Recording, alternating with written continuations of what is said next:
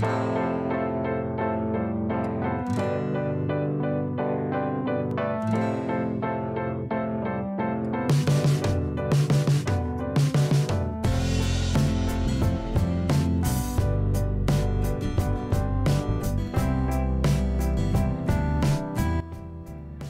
everybody, and welcome to the Baked Alaskan. It's MS Monday, and I am almost better. Going on 3 weeks, I think. I don't remember. It could be a year for all I know.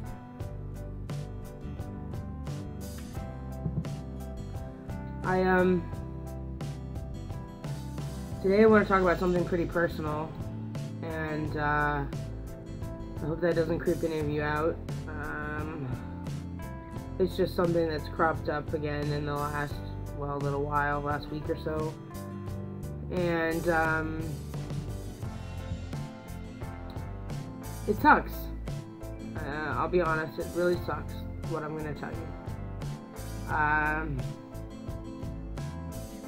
My dad pretty much disowned me for the second time.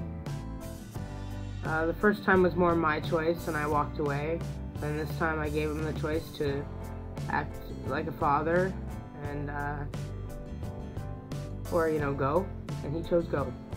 So, yeah, why I'm telling you this on MS Monday is because this has everything to do with my illnesses and nothing to do with me. I know that. And it has everything to do with him and not my illnesses. I know that too. But in his mind, I am lazy and I'm a lingerer. I don't try to make my life better. And all this is coming from somebody who hasn't seen me in 10 years, who hasn't acknowledged my MS diagnosis, who hasn't seen what I've gone through since my MS diagnosis, or before that when I went through it with my bipolar diagnosis. Yes, I am bipolar. And he has judged me since my bipolar diagnosis.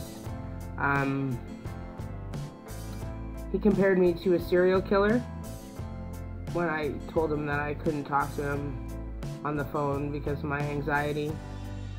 He told me that I was just like the guy that shot up Sandy Hook. I did write up a point-by-point thing that I would like to read over for you. I know watching somebody read something isn't that interesting, so I will try to add things in and such. Excuse me, my throat's so dry.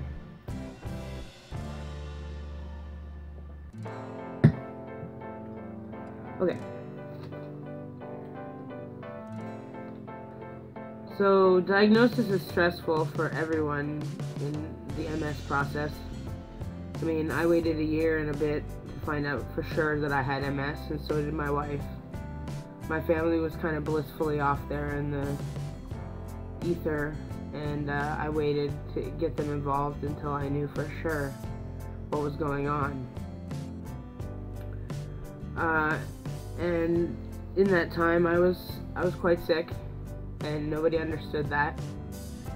And a lot of what goes on with MS is a sickness that people don't understand. I've learned this. It's a very painful lesson. But sometimes your sickness is just not accepted by your friends or family.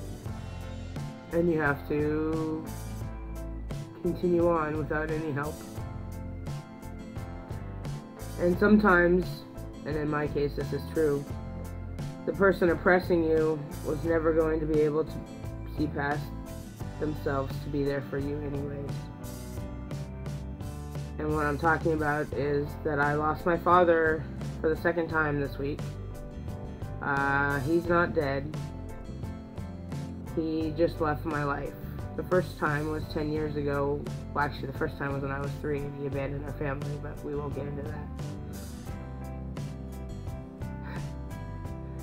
Anyways, the 10 years ago, I wrote him out of my life because he was very hateful He would send me drunk emails telling me everything that was wrong with me when he hadn't been in my life for a considerable amount of time.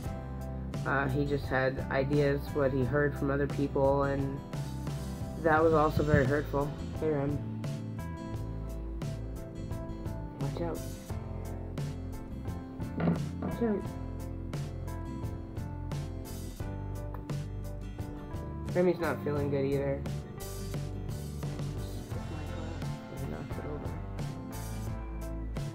He's sick still, too.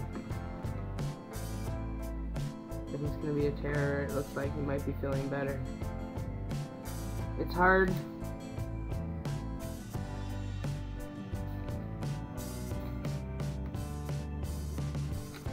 It's hard not to take it personally, and it's hard not being accepted by your own family, especially for something that you can't control. And people tend to lose interest after a month of sickness because it's no fun to watch you struggle. And I guarantee you, it's way less fun to struggle. I think the perception that because we may not work, that this is some sort of vacation, we're living it up on the high life of our significant others or the system. And people don't see that there are many sick days and many limitations that go on a day-to-day basis. What are you doing?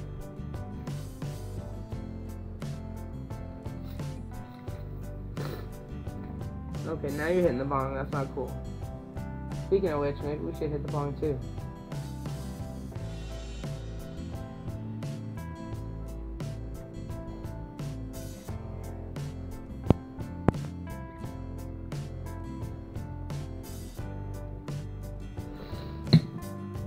Remy, get down. Come on, baby. That wasn't nice. Is this in your way? There you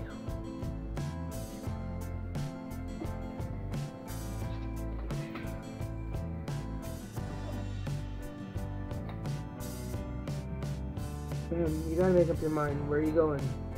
Sit down, lay down, whatever. That's better. Smoking on some Herkel today. It's my new favorite strain. Really low THC and a high CBD. This one's like 9 to 7 CBD to THC. So, cheers everybody.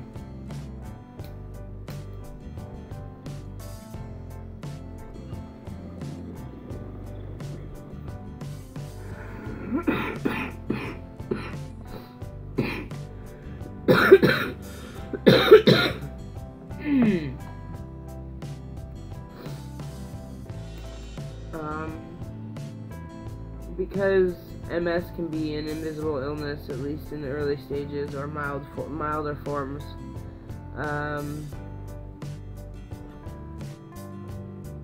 If someone tells you that they are sick, and think about your response, I guess is what I'm trying to say here.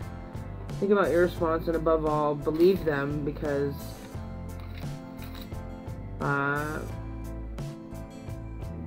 you know,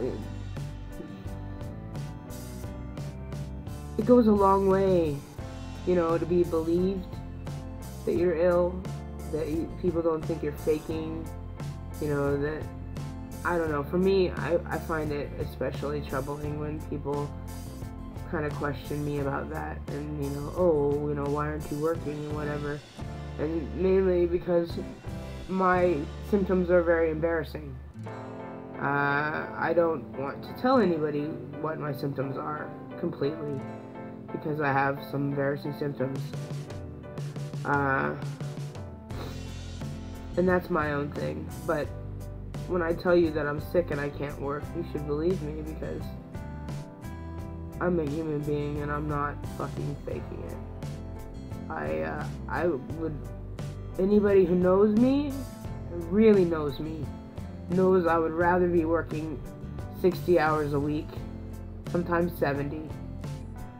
I was a chef, and I miss it terribly. And it is so hurtful for people to think that I'm just mooching off my wife or the system, which I'm not. I'm not even getting anything from the system. I don't know.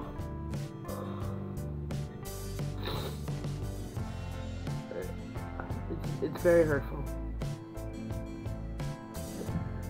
So, symptoms. This is a partial list of things that MS patients have to deal with. Bladder issues, bowel issues, breathing issues, depression, dizziness and vertigo, fatigue, flu-like symptoms, headache, insomnia, numbness, seizures, sexual issues, spasticity, speech problems, swallowing difficulty, tremors, vision loss, vision issues, weakness. Not every patient has every symptom or a combination of symptoms, but many patients have a lot of complaints. Out of those 18 symptoms, I have 11, to varying degrees of seriousness.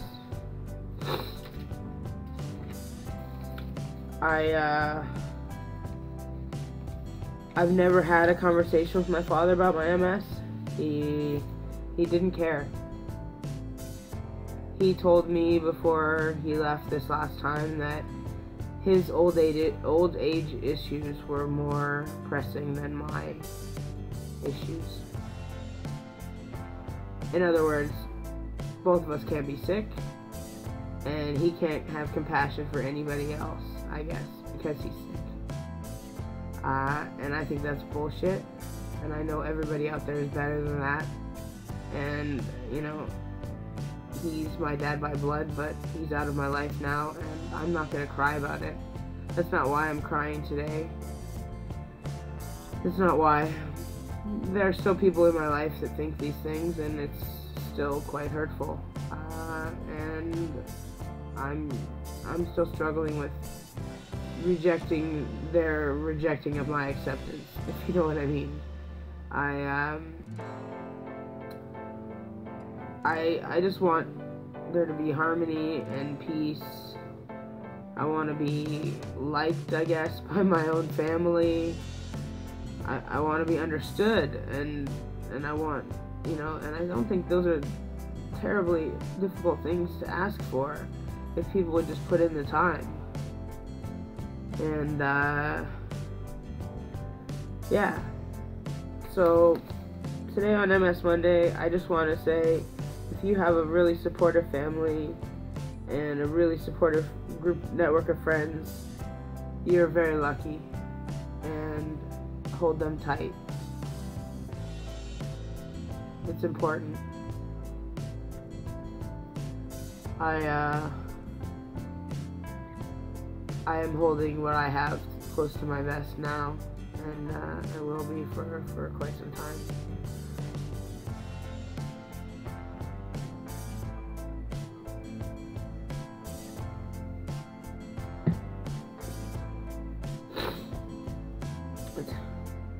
Is it Lauren again?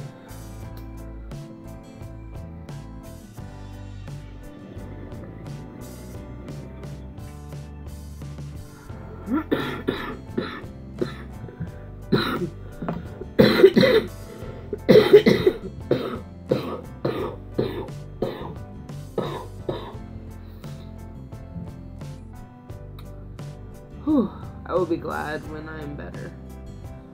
Right now I'm only getting about half my meds a day because I can't stand the coffee. This is probably going to be it for me. This is my morning Coke, and I might get in my night Coke tonight because I'm feeling a little better. I only took a night Coke yesterday because I haven't been sleeping, and it's been pretty problematic, and I got a full night for me is like 4.5 hours, but 5.5 hours maybe. And I got a 5.5 hour night's sleep, and it was fantastic, and I'm still tired. I think this cold is just really dragging me down. One more and then we'll say goodbye.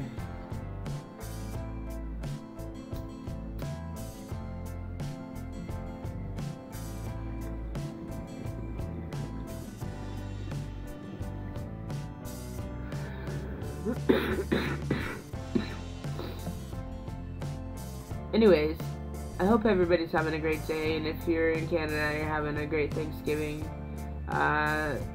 This is a special time of year, and I feel very grateful to be going to be invited to someone's house who wants me there. So, you know, embrace that. Embrace life. Be well, guys.